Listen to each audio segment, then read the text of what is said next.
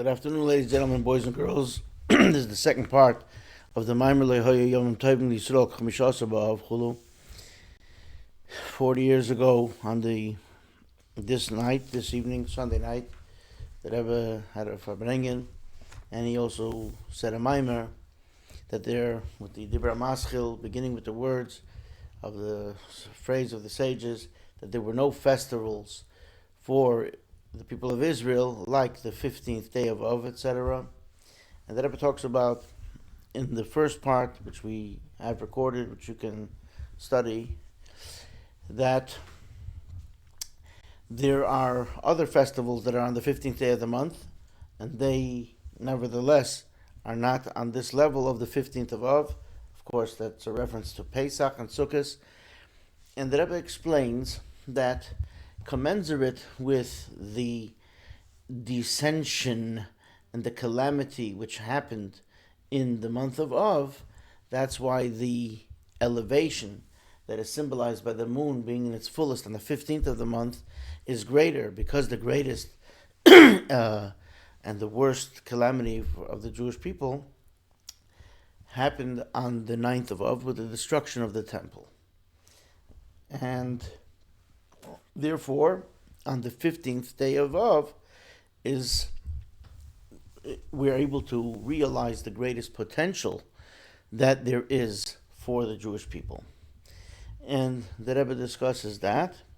And then the Rebbe says, when this falls out on a Monday like it does this year, tomorrow is Monday, so then there's something more that can be illustrated here. And that is that we say in the Shir Shel Yom, in the song of the day for Monday, Gadol ha'avaya muhul moed be'ir lekenu. Great is God and extolled when He is in the city of our God.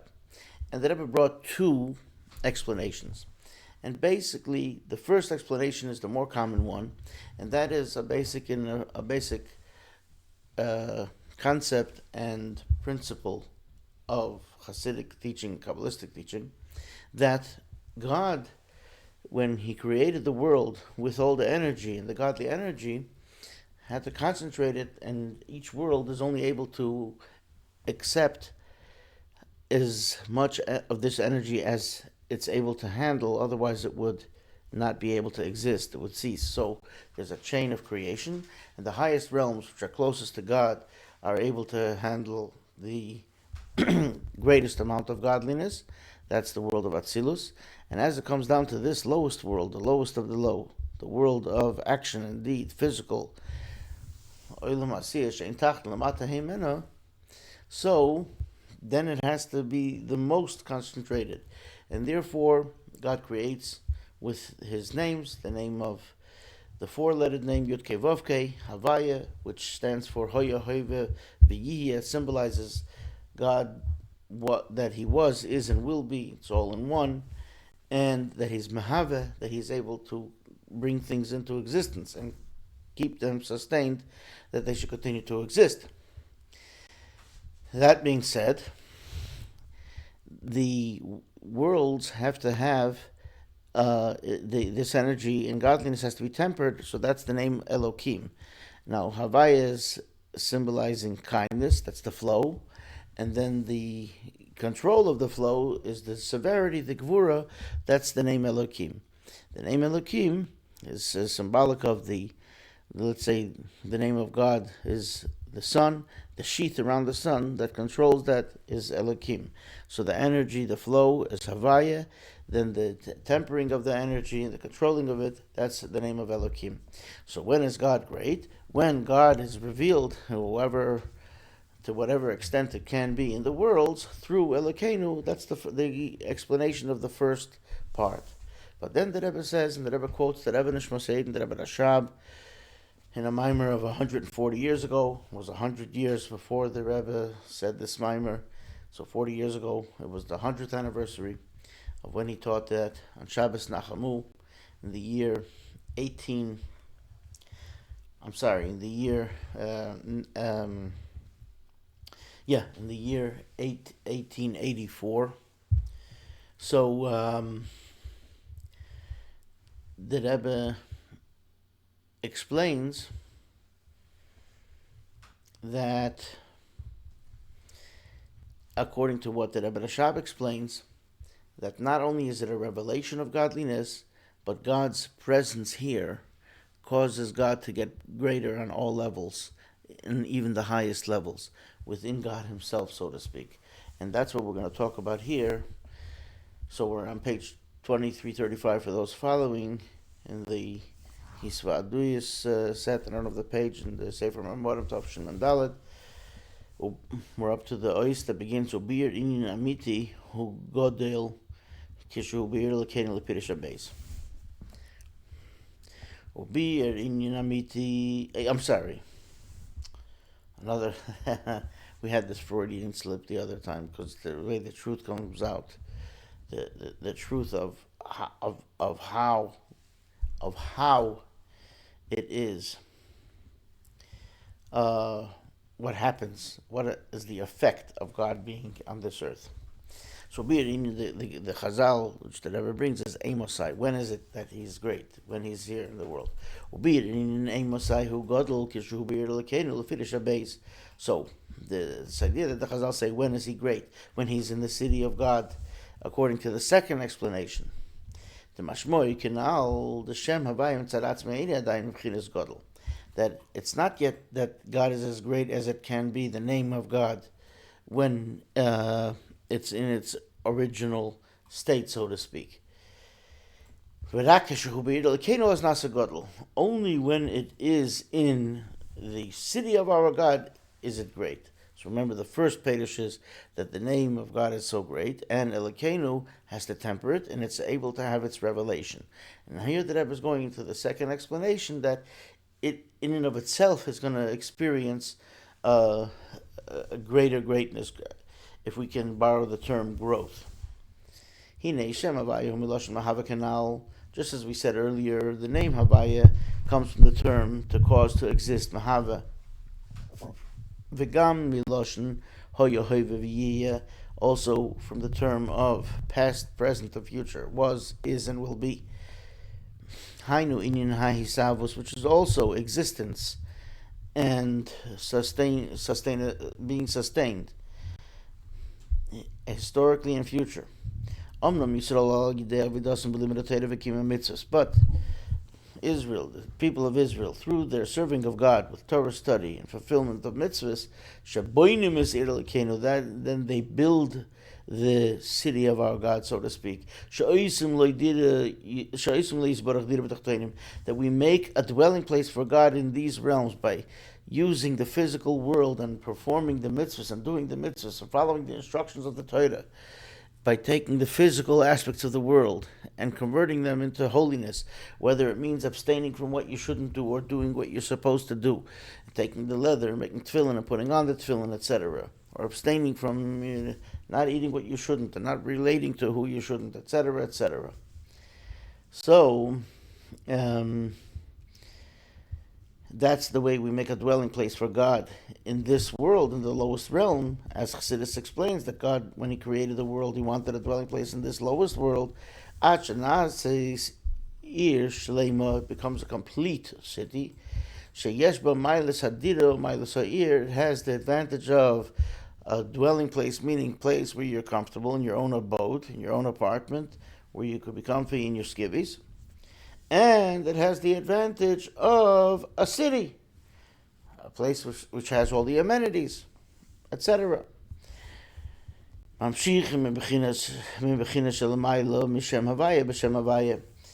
draws down from the levels that are higher than the name of God, which is really the highest level in terms of the names.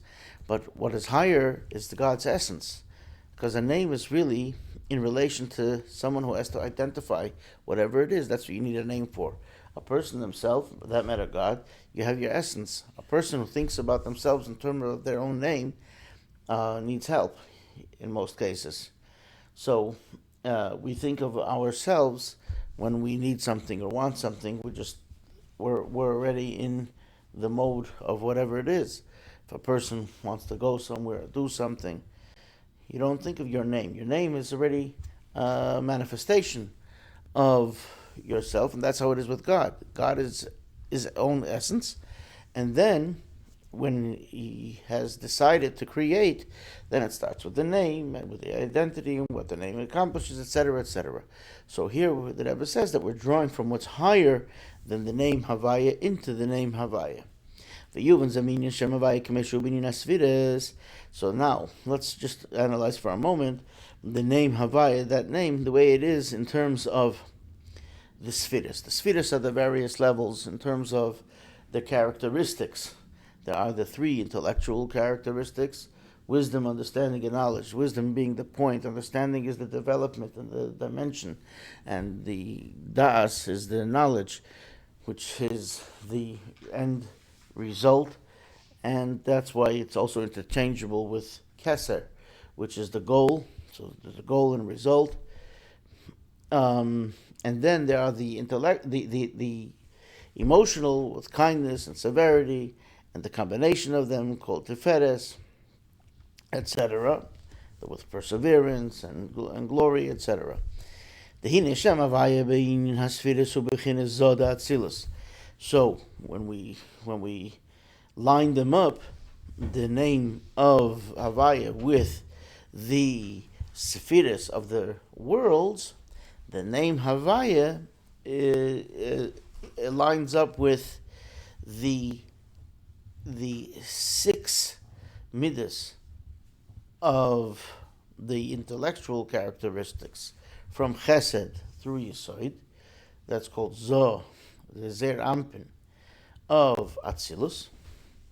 The Yisrael, the Avidasim Amshichim Tesus Eiris Bezod Atzilus. And when Israel serves God with Torah and mitzvahs, we draw down an increase in the in the illumination, in the light of Zoh, in that level of Atzilus, in those 6 spheres, in this highest world, because we're affecting higher than where they are.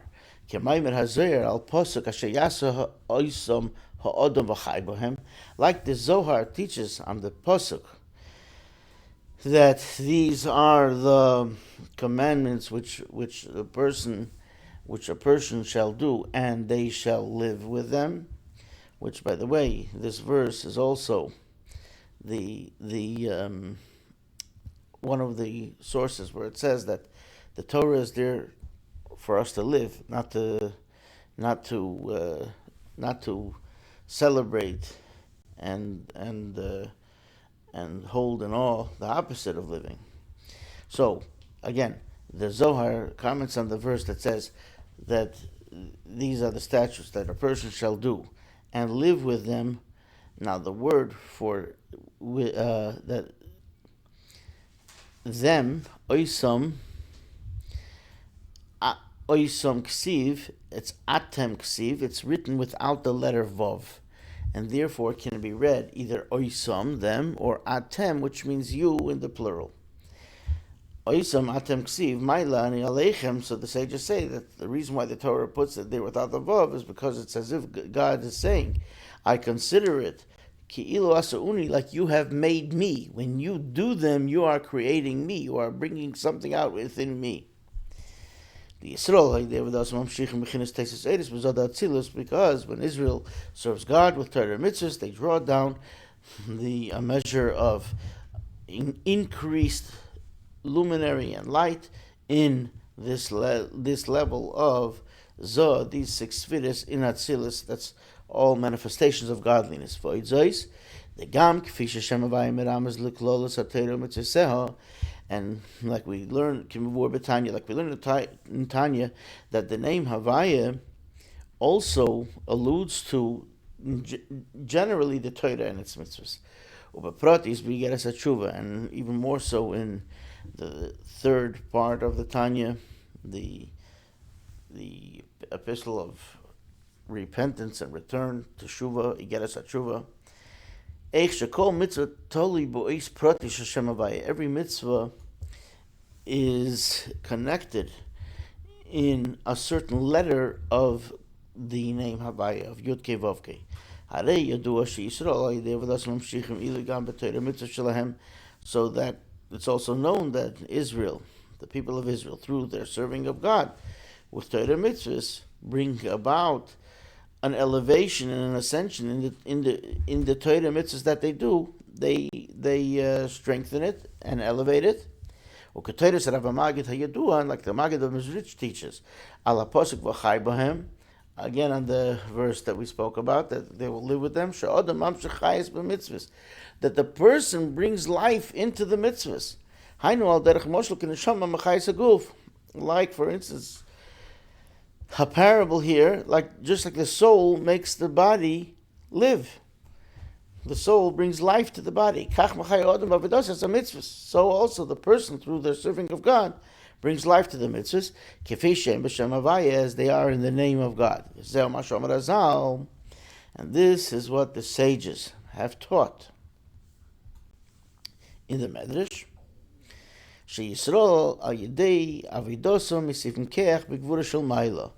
That Israel, through their serving God, increase strength and they increase energy in the strength of the supernal.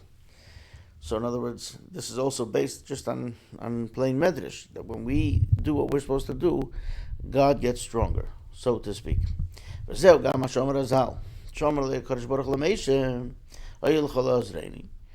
is what the sages also teach us in the Talmud, that God tells Moshe, you should be on my side, you should come help me out.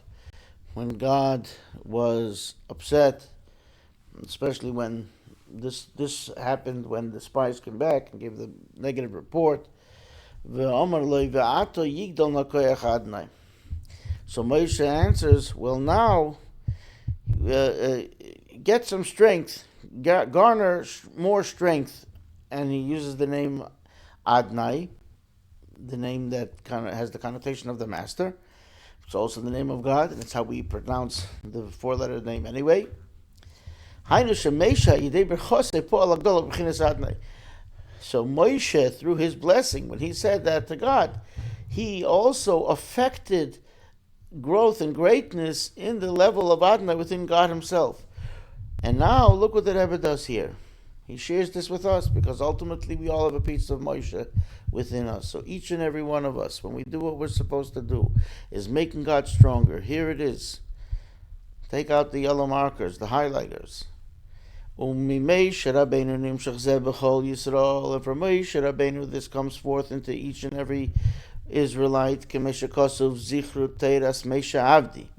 like it says explicitly in Malachi, the 3rd chapter. Remember the Torah of Moshe, my servant. And it's well known that why is it called the Torah of Moshe, that Rebbe mentions in other Mamorim that we've learned? Because he was Moshe Nefesh, he had self-sacrifice for Torah, and therefore it's referred to by his name, and we all have a piece of this within ourselves. That every Israelite, when they serve God with Torah study and fulfillment of mitzvahs, they affect and accomplish they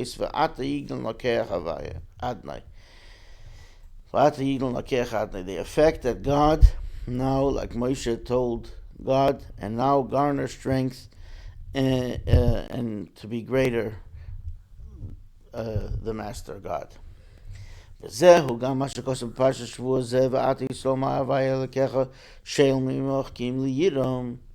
And this is also what it says in this week's Parsha, Parshas Ekev, this coming Shabbos. And it says, and now Israel, what does God ask of you? Just a bit of fear of heaven. Now, wait a minute. The sages say, indeed, there's a discussion here. This is famous out that Rebbe discusses this in Tanya too. And that's where he explains that we each have a piece of Moses, because because Moses says it's not all that lofty and hard. So the Talmud says, well, for Moses it wasn't. So how is that an answer? Because we all have a piece of Moses within ourselves. Now, we know that everything that comes upon a person is really predestined by God, decreed as such. And then I don't want to get into the whole question here that, do we have choice, and how does that go with God's knowledge of what's going to happen or what is destined, and maybe it's the circumstances, and God gives you the choice, etc., etc., etc., because that's a very long discussion for another time. But it certainly says that everything is the sages have taught us that everything is in the hands of heaven except the fear of heaven. In other words, that choice a person has to make. That's the primary part of what our journey is and how we take our journey. So, and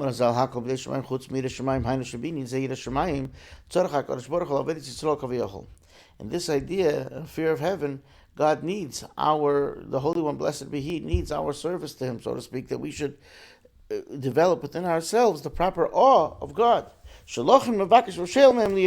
why He asks us and He requests that you shall hold me in awe and high esteem and fear. And through that way of serving God, we then bring about this greatness in the name of Havaya of God. And this is the second explanation of the verse that God, the name of God Havaya is great, and great much extolled in the city of our God. Through the city of our God, meaning the way Israel serves God in this world, this draws down a new greatness in the name of God. Through the element of the kingdom, the king becomes greater and much extolled. Now the Rebbe continues and says, but we have to we have to understand what is the connection between God is great and much extolled in the city of our God. It's such a lofty idea that the God's greatness increases from our performance of mitzvahs. How is that connected to the fact that, like we said earlier in the first part, why is that the song of the day on the second day of the week, on Monday? Because it's the day that God brought about orderly fashion and separation within creation by separating the waters from above to below and making the bodies of water and the firmament of the heaven, etc. So, therefore, this illustrates the idea of the various properties and where they are. Property meaning the way things are. But now we have to see what is the connection of our increasing greatness in God with this idea of what happened, of what He did on the second day of creation, that He separated the firmament and the heavens on the second day of creation. So, and it's more, and even more, we don't understand. Al pi ma she'omar Azal, there is a medrash that says Sha'atam sh'leinema k'tev b'yom sheni hu mishum shebei nivra hepech Gan Eden. So and every day it says that God saw that it was good, and it was evening, and it was morning, and it was one day, and then it says it was the third day, and the third day it actually says twice kitov, and that it was good. And one of them, another dictum of the sages is that because it wasn't there on the second day, that He said it was good. It says it twice on the third day, and on the fourth day, fifth day, sixth day, see, it says, and God saw that it's good. And then the last day it says everything was very good, tov moed. So, on the second day it doesn't say, so the sages ask, why doesn't it say it on the second day? There are various answers, by the way. Rashi speaks of something. But here, the Rebbe brings the medrash that it says, because on the second day, the place that's the opposite of paradise was created. The opposite of the Garden of Eden. And notice, I want to point it out here, and that's how the Rebbe spoke many times. The Rebbe refrained from saying something negative even while teaching something, even while referring to something with the Torah itself, the Medrash there doesn't say the word Hepech HaGan Eden. The Medrash there doesn't say that the item called the opposite of paradise was created. It actually says it says the name. We actually say it in the morning right before we say the blessings on the Torah. We say, ask God to save us from the ruling and of the name of that place, right? Now, if the Rebbe doesn't say it, so I'm just going to describe it like the Rebbe describes it. But if you have to look in the Siddur, look at the word right before you say the blessings of Birchas HaTorah. So that was created on this day. Now, the Rebbe says, if that's the case, if that's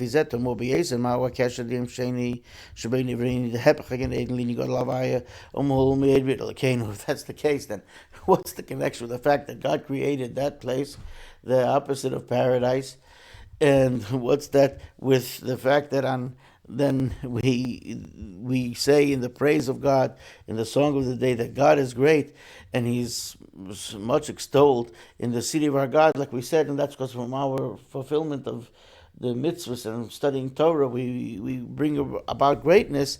How do those two jive together? How are they connected? But now, according to what the foundation that we laid earlier regarding the 15th day of any true ascension is specifically preceded by a descension. The same thing over here, with that God is great and extolled in the city of God. He went up and he sat in his throne, etc. This happens through the great dissension that happened on the second day, with the potential of that place that then increases the idea that God could get great in terms of Himself.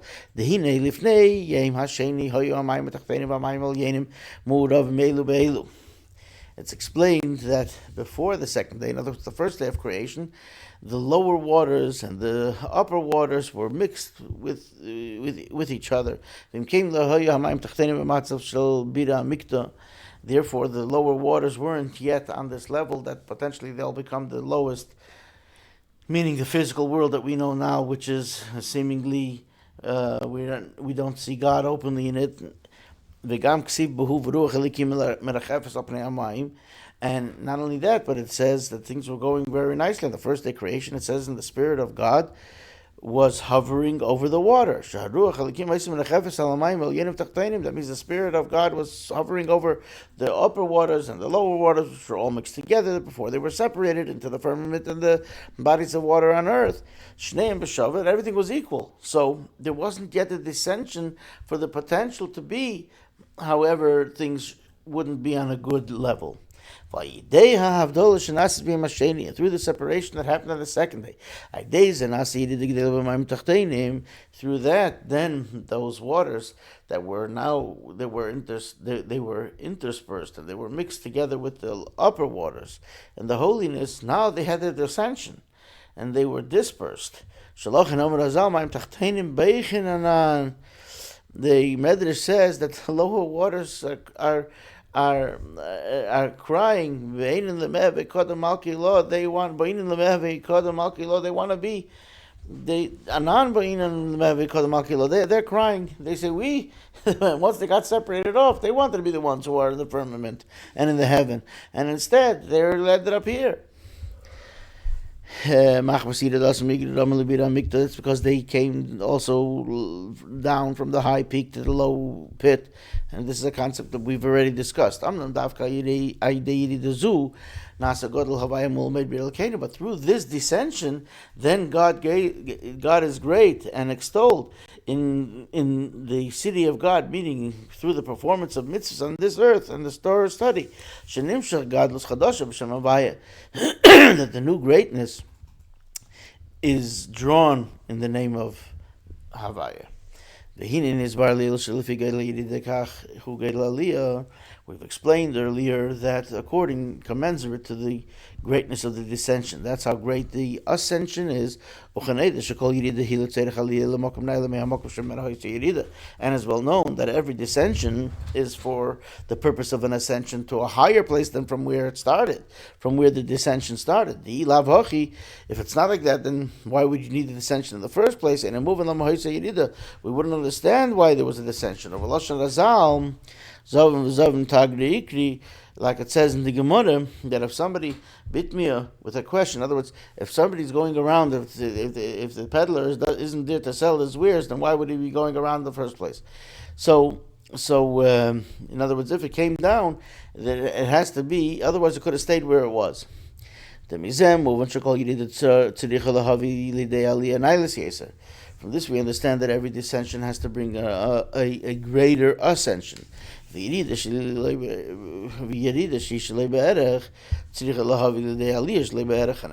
descension is so great, it's not even relative to what it should have been, but it was just awesomely terrible, then it has to bring about a great ascension, which is also not in relation to how it should be, but it should be much greater and better. And this we could understand again what this verse, that God is great and extolled in the city of God. This descension of the second day, which is so great, because the waters were brought down to this earth, and then for that matter, the opposite of paradise came into being, etc. Therefore, then the ascension is also a great one.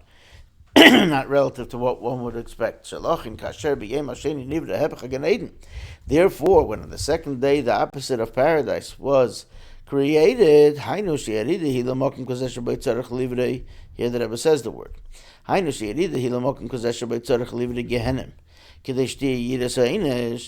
it was such a descension, that it was to a place that he had to create the Gehenna, the hell, so that there should be fear of punishment, fear of purgatory, and repercussion, etc.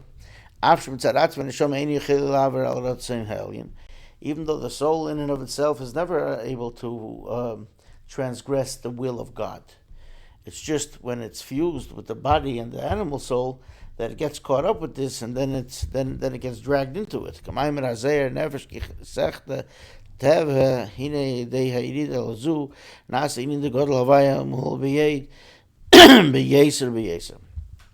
like the Zohar explains, that when the soul does a sin, but the word for sin also comes. We've had this also earlier, means in wandering and not being on point, and through this dissension of the soul, then we could come to the expression of the greatness of and the whole idea of that God in the name of Hayu is greater and much extolled, more and more so. What does this mean in dollars and cents? What does this mean in serving God, in the avodah?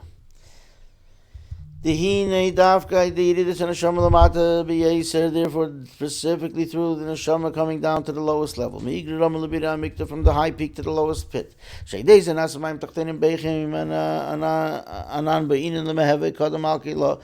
this, even the lowest waters are crying, and they say, "We want to be." And we need to be before the supernal king. So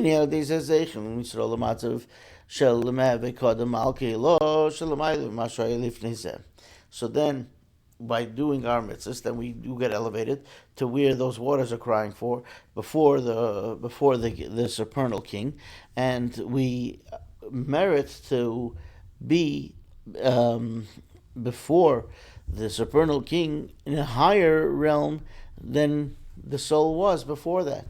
And then the cry is an advantageous cry. It's not a sad cry of regret, but it's a cry of accomplishment and of excitement. The crying isn't from the anguish al hirida, because it was descended.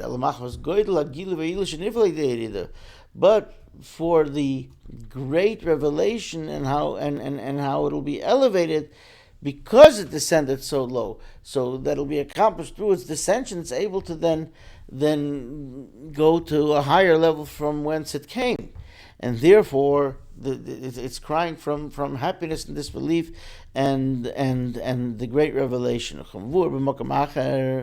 And like it's explained elsewhere,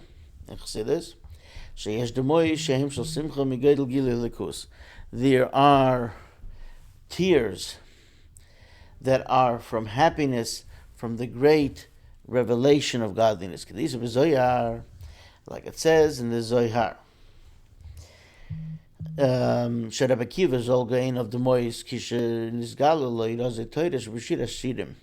Zohar says that when the secrets of the Torah of the Song of Songs were revealed to Rabbi Akiva, his eyes were flowing with tears. So Rabbi Akiva's eyes flowed with tears when it was revealed to him the secrets of the Torah and the Song of Songs. Song of Songs is what's seemingly a love story, and it's really exactly written about the relationship between God and the Jewish people with the Torah, and to the extent that if you pick up any commentary or translation, it already translates, and a lot of the common translations don't even translate literally. It says there's a reference to Matan Torah, when the Torah was given, when Moses was on Mount Sinai and gave the Torah, and the reciprocity of the love between God, the Jewish people, etc.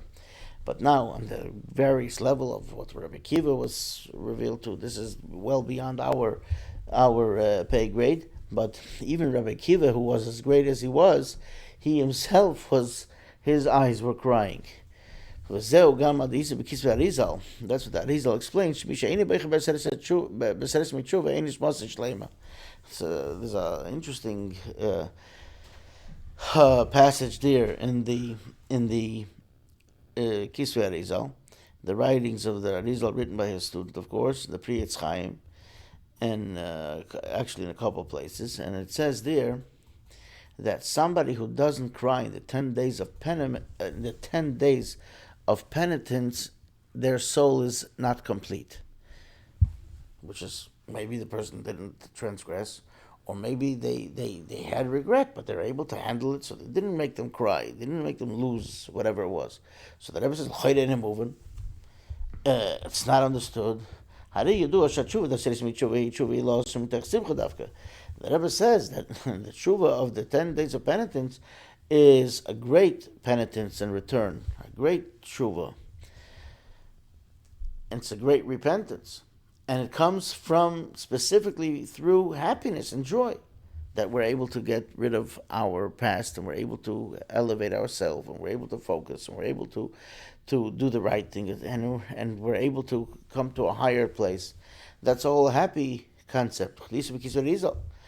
And as a matter of fact, like the Arizal himself, the same Arizal says,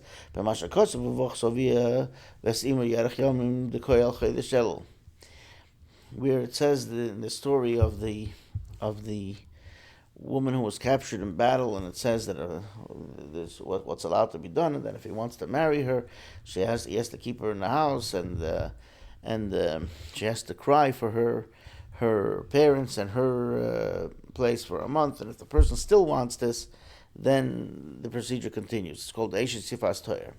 So, but what is this in the deeper sense, in a spiritual sense? So it says that when it says she'll cry for her father and her mother for a month of days, that's a reference to the month of Elul.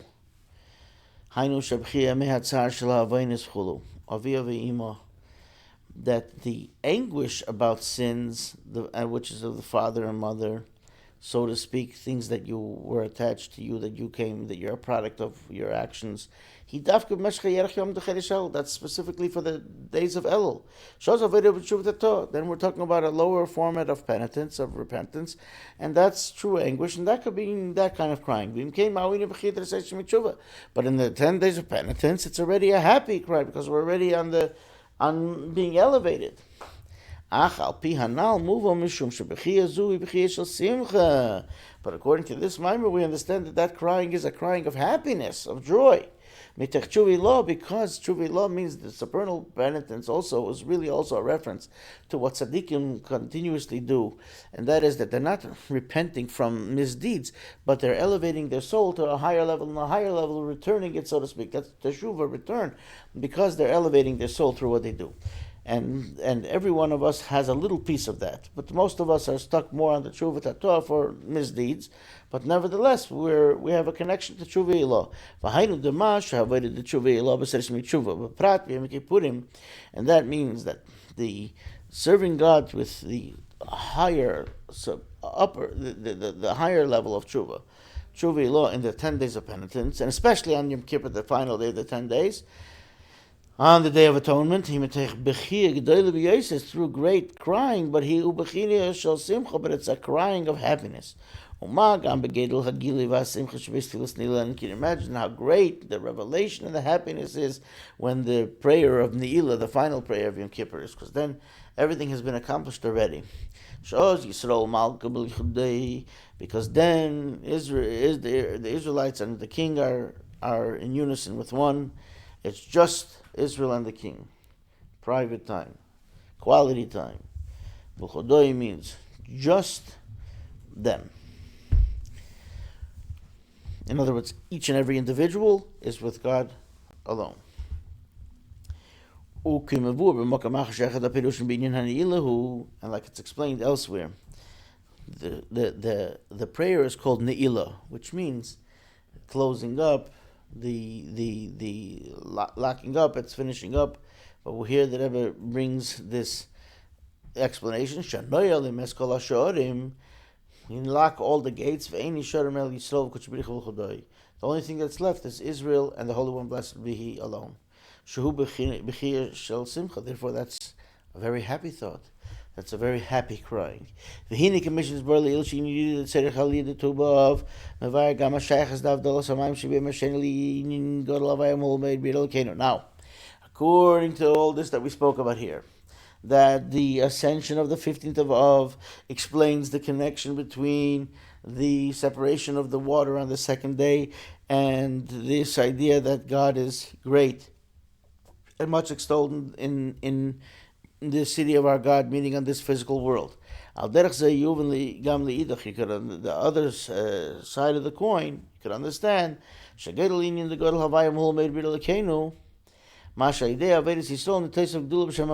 we'll know this other piece, that through all this greatness, that God is great and much extolled in the city of our God, through what Israel and the Israelites serving God with Torah and mitzvahs, and that increases the greatness in the name of Havaya. So that could also be an explanation. That could also explain about back to Tu B'Av, going the other way.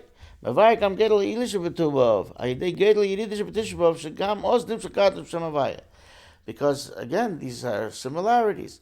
Then there also greatness is drawn forth into the name Havaya.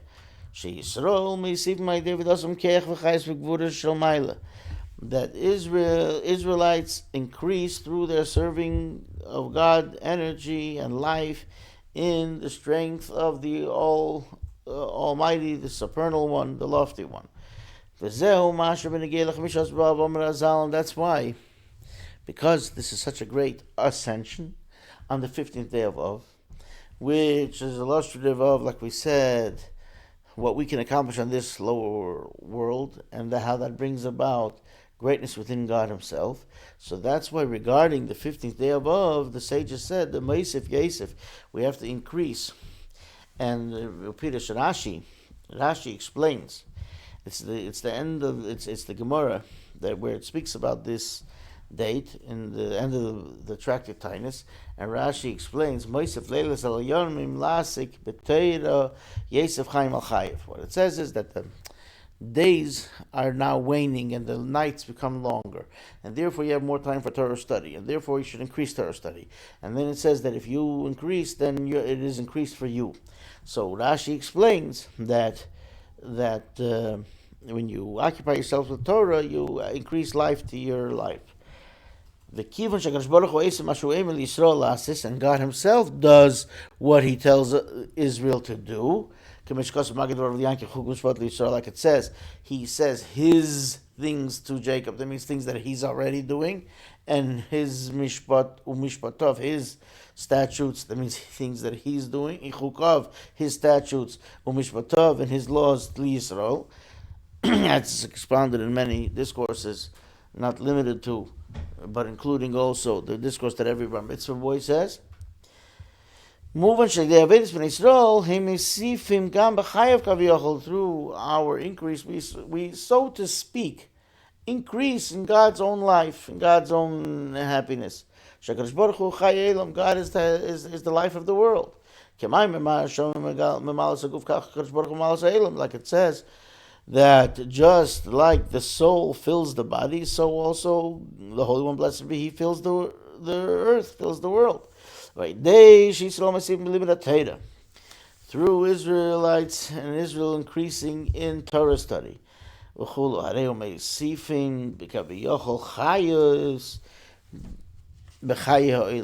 so to speak increase life and energy in the world. We are sustaining the world and increasing its vigor and making it more alive. And now we see something that we found a few times, and just to frame it a little bit in the perspective, historical perspective here, and that is that the Maimer said 40 years ago, the Rebbe began he instituted the learning of the Rambam exactly 40 years ago after Pesach. So in that time, the Rebbe was also expounding on the daily portion sometimes, and we have already studied in a few places where in the Maimer, the Rebbe also brings something from the daily portion of the Rambam that day. So the Rebbe says this could also be connected with the idea of an oath. And like it says in Ha'ara 79, Shir Rambam the Yemzech Shvuos, the day that this Farbrengen was, the portion that was being studied then in the Rambam was the laws of the oaths, the Omer Hazal. So the Rebbe is connecting that all now into the Maimer.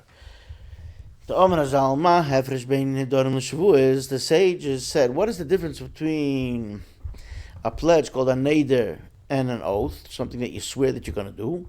Benedorim kineider b'chai hamelech b'shvuos kishenishba hamelech atzmei.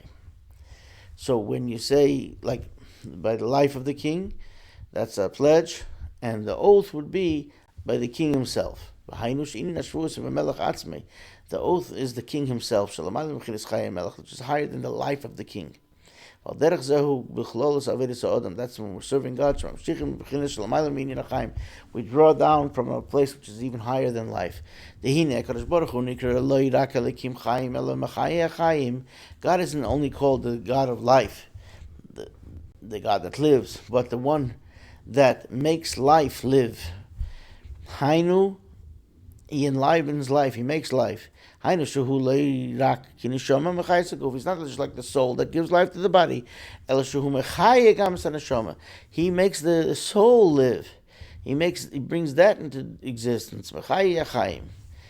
So He makes life be alive. Nevertheless, but nevertheless, Israelites and Israel increase in that life source through their serving God, because they were sent down. So lowly He is. So that brings about God's greatness through what we do here. So we said that this is a quintessential piece that the Rebbe taught us, that what we are doing here is something that God wants, and God Himself, even though it says if you do it, if you don't do it, that won't change in essence. Of course, God's essence will never change. But in the manifestation of God, the way God created the world, God certainly has this great pleasure and grows in these levels of creation through what we do, and ultimately giving God this pleasure. And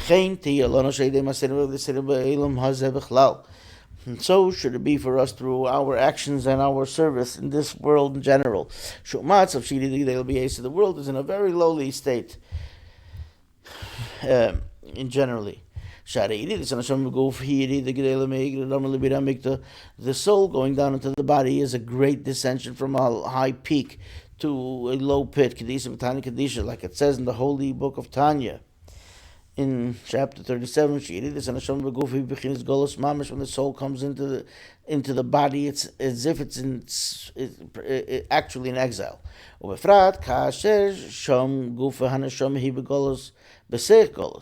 And there, the soul is in an exile within an exile, because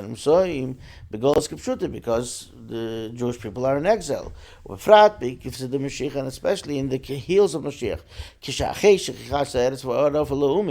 And when the darkness covers the earth and fog to all of the nations.